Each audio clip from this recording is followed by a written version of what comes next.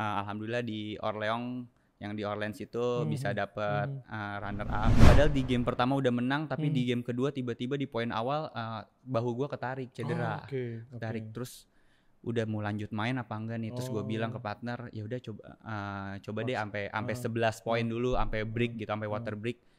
Ternyata masih bisa main, ya udah main, tapi ternyata hasilnya belum bisa menang. Coba buat fokus, karena gue tahu kalau kita punya skill, insya Allah lah ada jalan. Akhirnya milih bulu tangkis karena memang gampang aja? Enggak, karena emang udah karena udah ngerasa kayak wah ini bulu tangkis menyelamatkan hidupku gitu.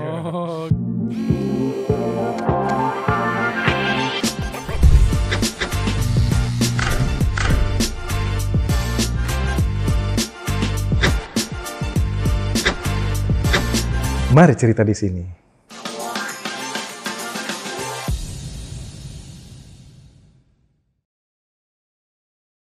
Wow, hari ini kita ketemu lagi di Cerita Binusian. Seperti biasa ada sesuatu yang menjadi pembelajaran, inspirasi buat kita semua. Namanya juga Cerita Binusian.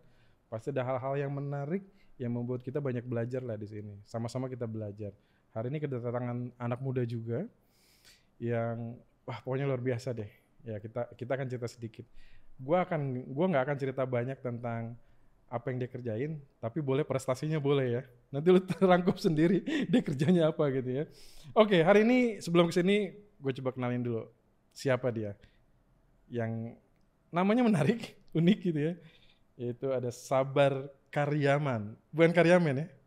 Karyamen sebenarnya. Karyamen ya. Gue pikir tadi karyawan. Enggak dong. Oh, enggak ya. Tapi sering kepleset. Emang sih M sama kalau dosen baru biasanya gitu. Kepleset gitu ya, bener ya. Bener ya. Ini Sabar, emang lu terinspirasi orang tua lu dengan lu nih anak harus jadi orang yang sabar nih, enggak ya? Ini jawabannya harus serius apa lucu nih? Boleh lah, bebas lah. Ini sebenarnya pertanyaan standar aja sih. Ya. Kalau kata bokap gue sih karena waktu nyokap tuh waktu hamil gue, terus waktu ngelahirin gue tuh tenang bawaannya, nggak rewel, nggak gitu. banyak minta gitu, sabar gitu. banget. Jadi pas gue lahir tuh dikasih nama Sabar gitu. Luar biasa. Kenapa Karyaman sebenarnya karena bokap gue tuh sebenarnya pengen anaknya tuh berkarya, anak laki-laki yang berkarya, karyamen. Waduh. Gitu sebenarnya. Gitu. Iya. Aneh juga ya bokap lu ya. Lumayan. Bingung gue pikir, inspirasi dari mana ya? Gue pikir dari apa gitu ya, filosofi hidup segala macam gitu ya. Ternyata sederhana ya. Sederhana aja. Tapi berat, namanya berat. Nama berat ya. Iya. Kalau gue nggak sabar, nggak sesuai nama lo. Tapi emang iya. Nyari di lingkungan lo ya. Ada yang kenal Sabar nggak? Nggak ada, taunya Iboy katanya. Nama panggung. Nama panggung ya. Iya, nama panggungnya Iboy katanya. Gimana Boy? Kenapa lo dipanggil Iboy?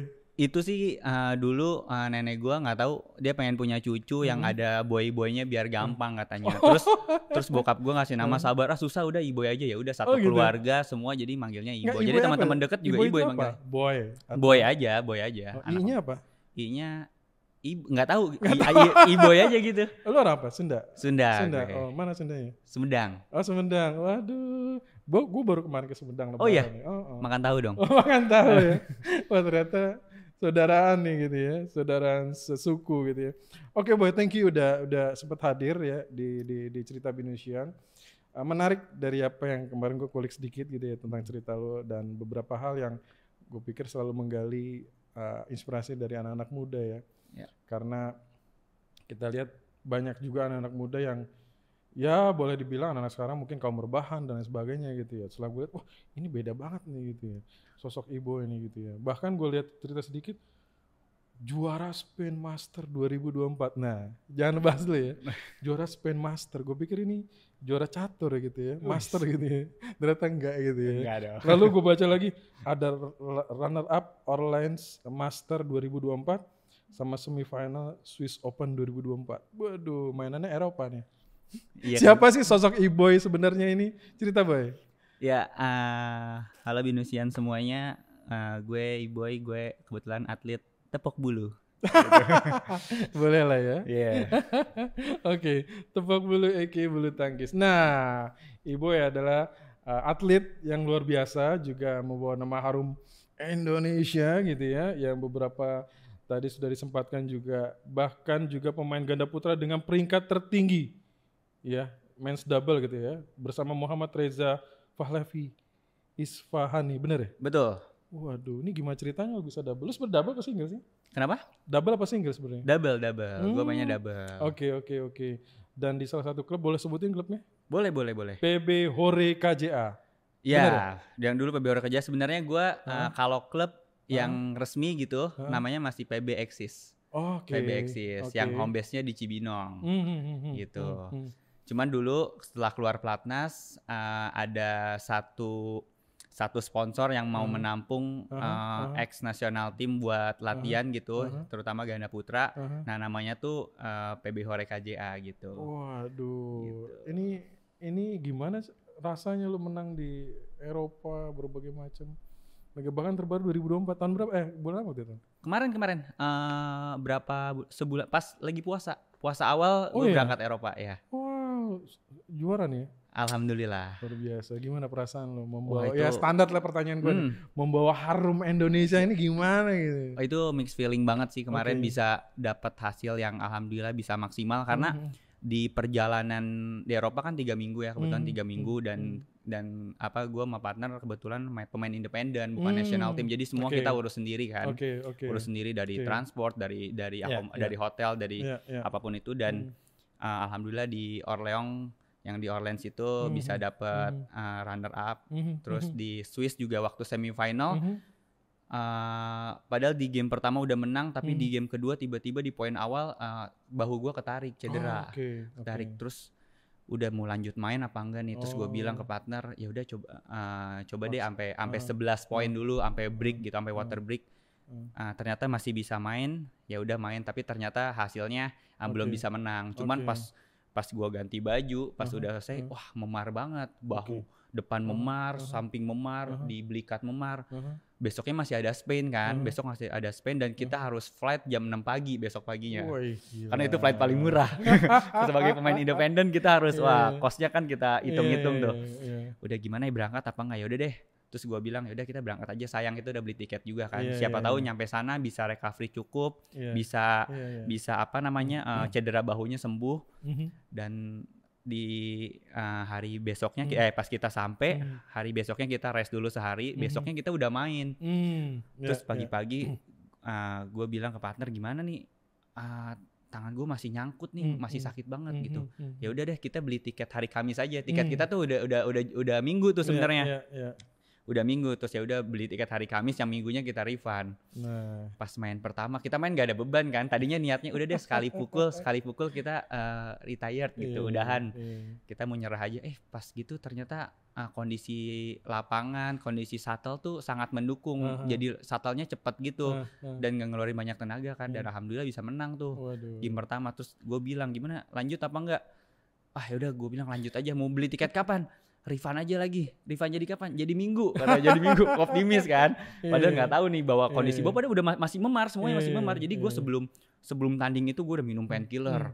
Gue udah gue tapping, gue stretching, gue semua udah diusahakan yang terbaik lah. Dibantu juga sama tim dari national team, dibantu buat buat tapping, buat recovery-nya. Dan alhamdulillah sih hasilnya bisa. Gila, lu all out ya? Iya, makanya. Jadi orang lu all out ya kalau gue lihat ya.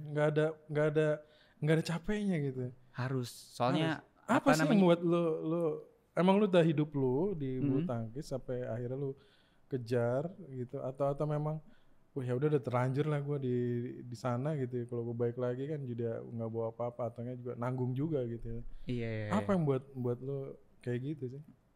Sebenarnya kata-kata bokap gue sih. Jadi bokap gue pernah bilang, jadi kebetulan kalau gue boleh cerita sedikit, gue bukan lahir dari keluarga yang middle to up gitu. Bokap cuman bilang, papa nggak bisa sekolahin kamu tinggi-tinggi, tapi papa yakin kalau kamu bisa ulet dengan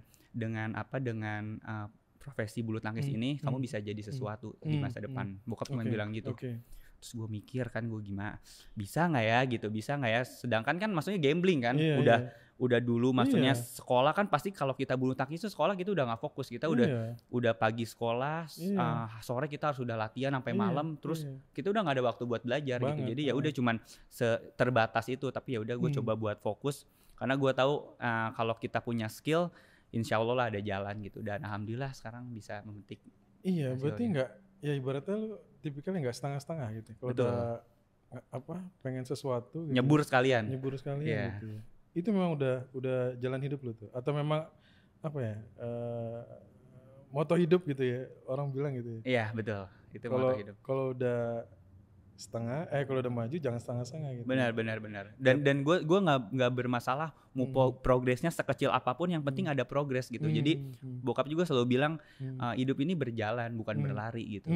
Ya, jadi lo jangan selalu compare dengan, jadiin motivasi boleh, tapi buat lo jadi down gitu jangan katanya.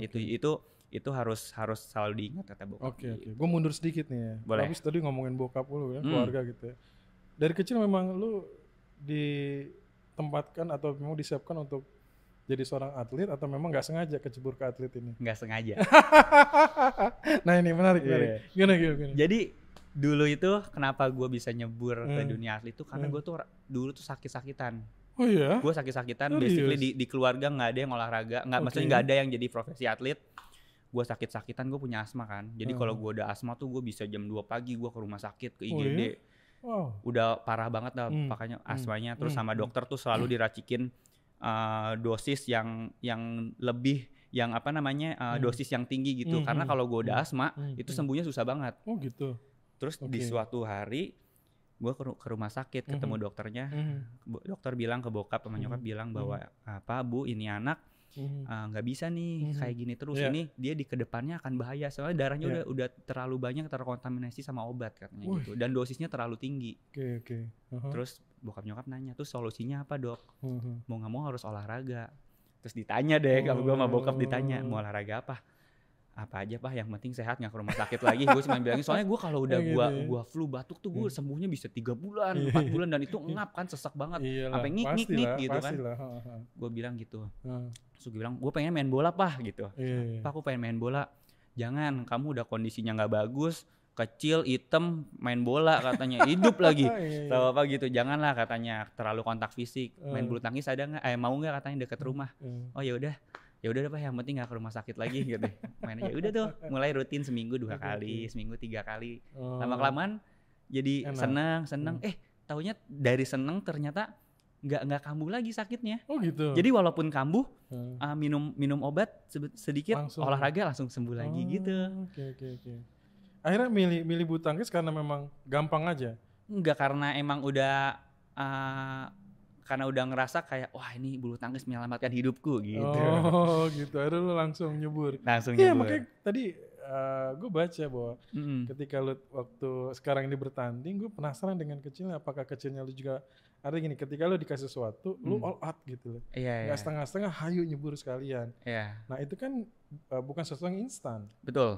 Makanya gue baca ini kayaknya bukan sesuatu yang instan pada saat lu mumpung lagi di sana. Ada orang yang mumpung lagi di sana hajar. Tapi ada juga udah capek balik. Yeah. Tapi kalau nggak punya semangat bahwa dia nggak punya daya juang, ya dia akan balik. Tapi dia akan. Nah ini nggak instan. Yeah. Maka gue back ke belakang. Apa yang membuat lo bisa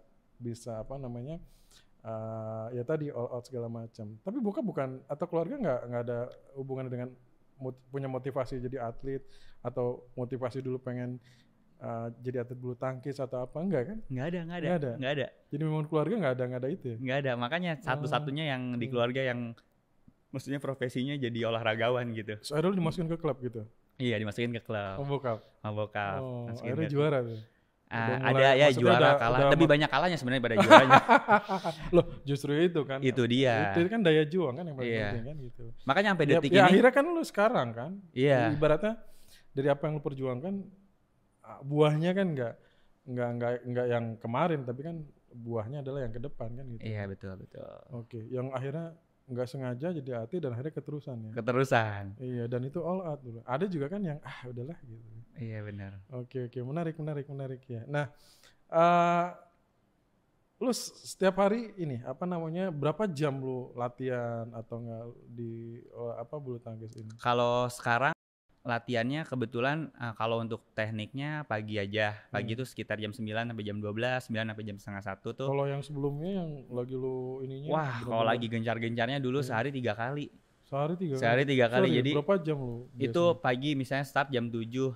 itu fisik dulu, biasanya fisik dulu 7 sampai 9, ntar jam 10 nyambung lagi tekniknya sampai jam 1, ntar jam 4 nyambung lagi sampai jam 8, jam 7 jam 8 malam. Itu rutinitas setiap hari tuh dulu. Itu yang akhirnya membuat badan lu justru metabolismenya juga mungkin iya betul bagus yang akhirnya tadi ya melawan justru mungkin semangat tuh bagaimana gue sehat kali ya. Iya betul. Tapi berbuah hasil gitu. Berbuah hasil. Waduh, menarik lu. Oke, bukannya lu pengen juara tapi juara juga pengen. Juara juga pengen. Otomatis kan itu kalau iya ya. udah satu udah bonusnya udah sehat, kedua jadi juara gitu. Oke. Nah, lu baru kepikiran tentang tapi ya kan berarti kan lu terus kan all out berarti kan waktunya itu fokusnya di situ terus gitu ya. Iya. Nggak kepikiran kali lu pengen sekolah atau kuliah lagi gitu ya? Waktu itu iya. Waktu itu kayak wah sarjana udah banyak nih gitu kan. Sarjana udah banyak nih dan kebetulan dulu juga belum punya belum punya rezeki, belum punya waktu buat kuliah gitu, buat kuliah. Terus ketika udah waktu itu masih di Pelatnas, terus ada dengar BINUS ada yang online gitu, terus wah menarik juga nih, terus lihat dulu nih ini jurusannya apa kan. Kebetulan emang punya cita-cita pengen punya bisnis juga gitu di bidang sport gitu, di bidang fashion. Jadi wah kayaknya kuliah nih sabi juga nih gitu. Ya udah deh dicoba deh sekarang. Oh gitu. Lu sebenarnya terlambat lu bilang ya, bahwa lu terlambat kuliah atau memang? Kalau mungkin culture di Indonesia kan biasanya orang udah selesai sekolah langsung kuliah gitu kan. Cuman pas gue pikir gue terlambat sih, tapi pas gue lihat teman sekelas gue, ada yang banyak lebih tua juga ternyata.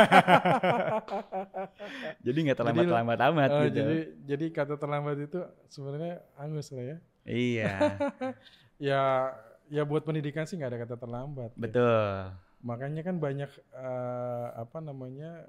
justru kayak misalnya lo sekarang kan di BINUS online gitu ya. Pada saat program ini dibangun juga memang banyak orang-orang yang sulit juga untuk pengen kuliah cuman bingung, nggak ada waktu, lalu harus ke kampus. Sedangkan kayak lo orang-orang kayak begini kan kegiatannya padat kan gitu. Latihan, bertanding, nggak hanya di satu tempat, bahkan lintas negara dan lain sebagainya. Waktunya di mana kan untuk belajar gitu ya. Yang akhirnya padahal masa depan dia kan juga pingin bahwa ya setelah gue jadi atlet gue mesti ngapain gitu ya. Siapa yang bisa nerima gue gitu kan. Ya itu ya, di satu sisi kan seperti itu kan. Apalagi kan walaupun sebenarnya di bulu tangkis itu juga menjadi salah satu olahraga yang maju gitu ya. Tapi kembali lagi kan ada masanya gitu ya. Nah lu berpikir begitu, artinya memang lu nyiapin diri untuk ke depan. Jadi memang ada masanya. Ada masanya, soalnya bulu tangkis kan umurnya juga maksudnya nggak bisa panjang sampai lu umur 45 tahun lu masih bisa main internasional. Itu gokil sih menurut gue. Jadi ya gue siapin dari sekarang bekal lah, siapin bekal gitu, bekal ilmu kan. Siapin bekal ilmu buat masa depan nanti gitu. Kenapa lu bisa berpikir kayak gitu kan?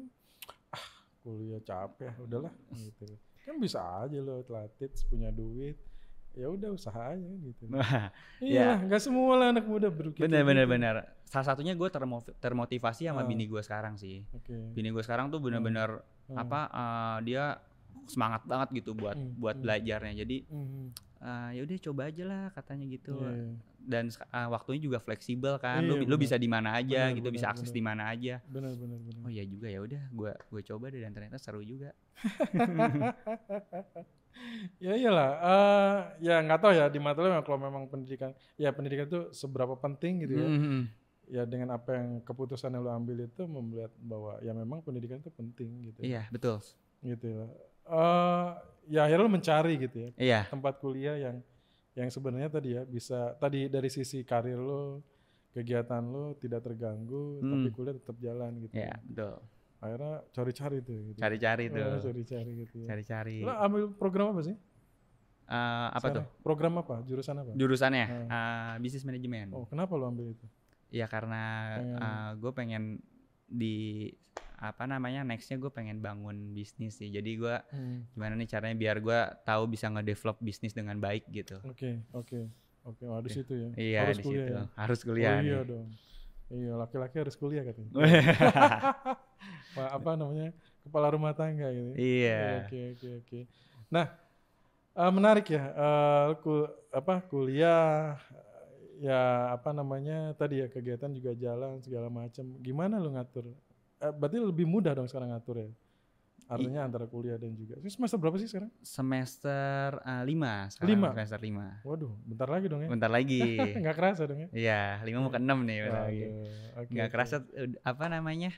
Karena waktunya fleksibel, jadinya ya udah gue kayak ngejalanin hari-hari gue aja gitu. Jadi kan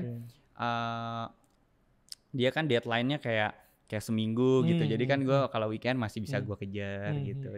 Dan kalau video conference gitu, Vicon juga dia malam kan jatuhnya ketika gue udah kelar latihan, jadinya nggak ganggu gitu. Oke. Emang lu mau cari apa sih dalam hidup ini? Menarik, gue mau cari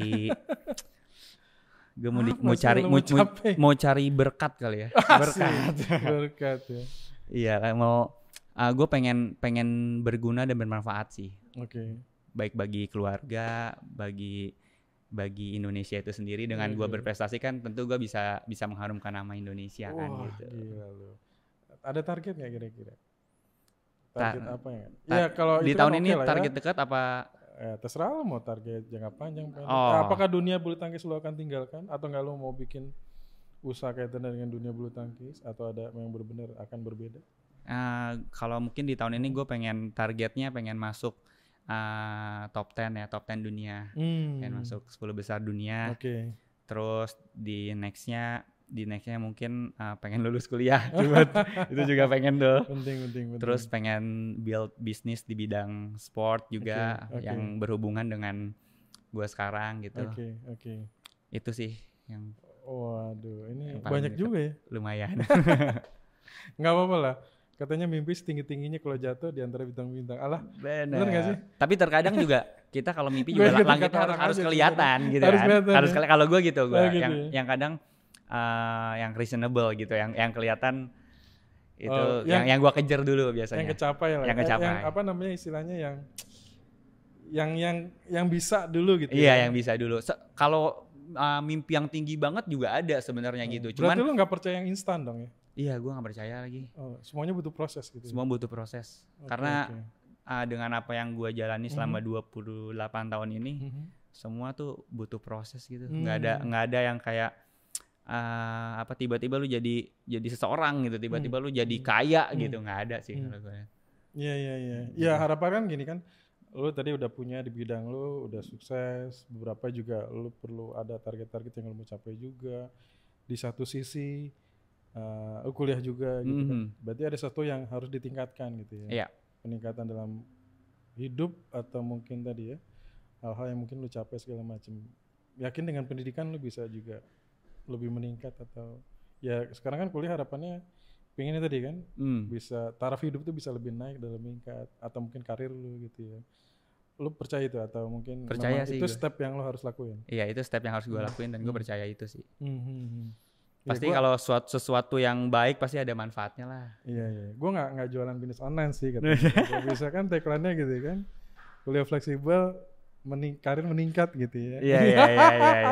Enggak lah. Ya artinya ini hopefully harusnya bisa memberikan satu kemudahan.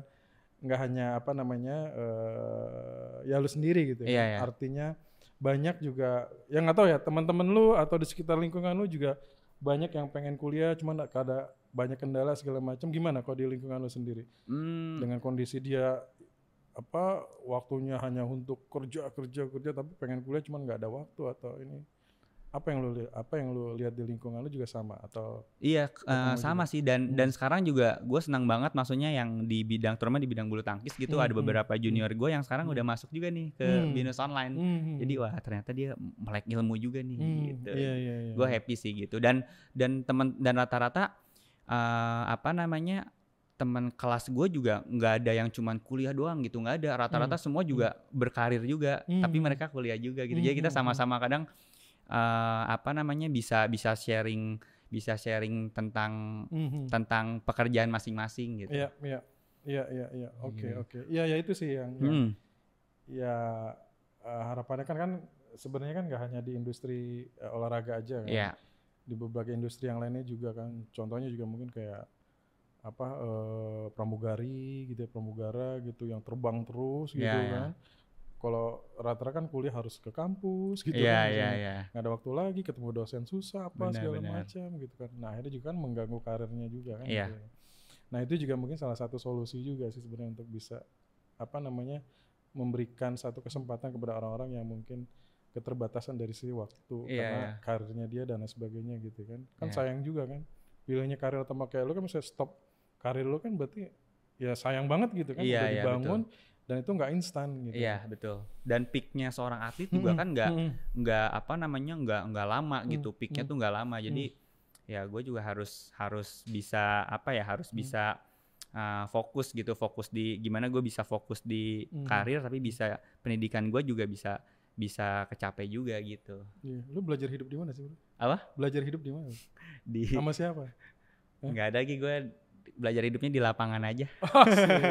Sama di teman-teman sih, teman-teman sekitar gue gitu. Iya, menarik, penting. Iya. Ya artinya gue juga pengen belajar lah ya gitu. Belajar dengan orang, belajar dengan hidup orang seperti apa gitu. Ya hopefully harusnya bisa membuat ya at least misalnya pribadi gue suka ngobrol dengan lu. Podcast ini pun juga gue belajar gitu ya. Wah, sosok seorang Sabar aka Ibo ini gitu kan. Wah, ternyata jangan setengah-setengah gitu kan, segala macam sih. Boy, thank you banget Boy, seru banget ngobrol sama lo. Next time lah, kapan-kapan. Terus kalau lo ada event-event apa segala macam, boleh lah sharing-sharing lah. Siap. Ya, gue dukung lah. Gue suka anak muda yang yang penting daya juang. Kalau kata bokap gue almarhum katanya, jadi laki-laki itu katanya daya juangnya yang penting. Betul. Ketika lo di atas, ketika jatuh, daya juang itu yang membuat lo akan tetap bertahan gitu. Betul. Ada sosok di seorang Ibo ini. Thank you Boy. Thank you. Sukses selalu ya. Thank you. Sampai ketemu lagi Boy. Sampai ketemu lagi. Thank you.